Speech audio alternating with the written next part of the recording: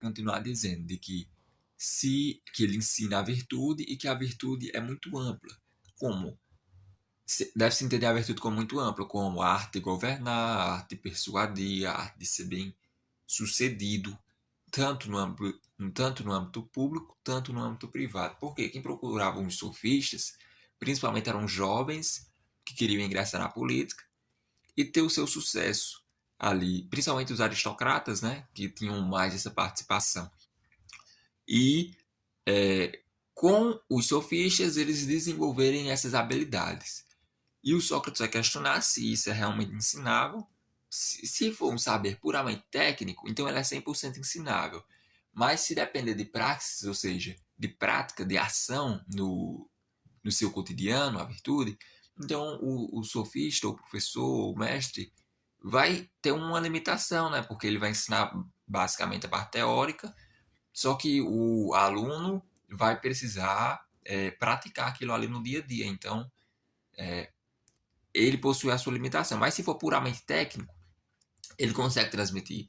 Mas aí o Sócrates entra. Se fosse puramente técnico, por que é que não consegue se transmitir dos pais para os filhos? Por que os pais não ensinam aos filhos? Então o Sócrates entra com esse questionamento. Olha, não, talvez não seja puramente técnico. Talvez eles não consigam transmitir porque dependem de prática.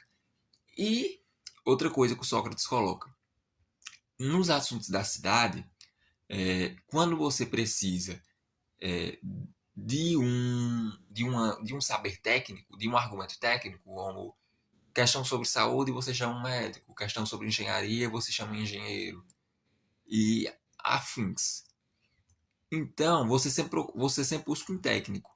Mas no quesito de política, qualquer cidadão pode se levantar e dar a sua opinião. Ora, mas isso não é bom? Não é democrático? É. Mas o que o Sócrates está querendo dizer é: se nos assuntos técnicos você chama um técnico e nos assuntos políticos você não chama um político, então você está dizendo que a política não é técnica. Porque se a política fosse técnica, teria os técnicos da política. E se a política não é técnica, então, Protágoras, você não pode ensinar esses jovens a serem técnicos na política, porque isso não é ensinável.